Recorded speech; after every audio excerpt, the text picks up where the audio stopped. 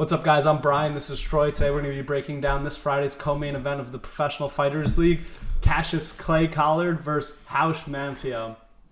So this is going to be a fight that's fun to watch overall.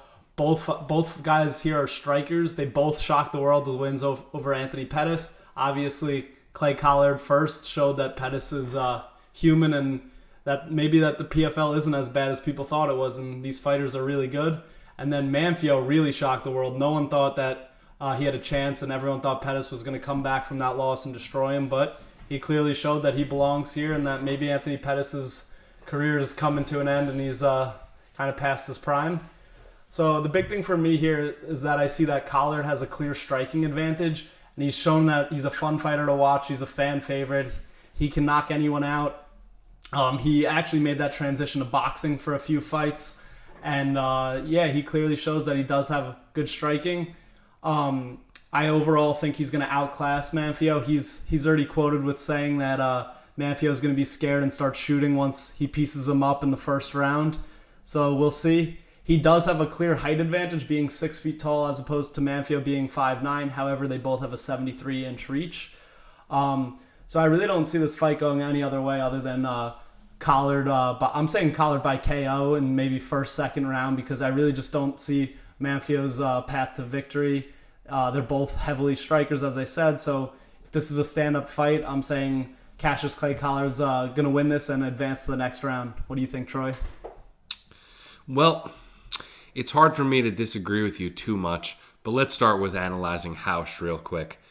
We're looking at a guy that's got losses against Matt Frevola and Sidney Outlaw, which are, to be honest, not elite guys. We're talking about just solid guys. Matt Frevola is someone that's most likely not going to be ranked in the UFC. And Sidney Outlaw, who's low ranked in a shallow Bellator roster. And Raush has some underrated submission threats. But I think in this fight, we can see Clay Collard implement an anti-wrestling striking style where he's not letting off more than 2 or 3 punch combos, and he's not overextending and letting stuff get too close into range in these exchanges.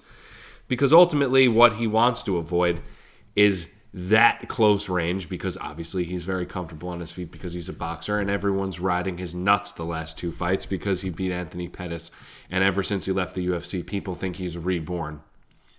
I'm not going to say he's going to walk through Raush, because I think Raush is a very solid fighter. But I do think the speed, the range, and specifically the setups are going to be what's going to cause the problem. And I'm going to take Clay Collard by decision. 29-28, I could see Raush actually switching it up and getting a takedown or two to sway around. But I ultimately think Clay Collard's just going to be convincing enough on the feet that he's just going to get a decision here. And I think the money line isn't a bad look. Yeah, especially with this fight being very close. All the fights on the PFL card this week are pretty much minus 100, minus 150. So let's see how this goes. Comment what you think. If we're dead wrong and dead right, if you like our analysis, let us know.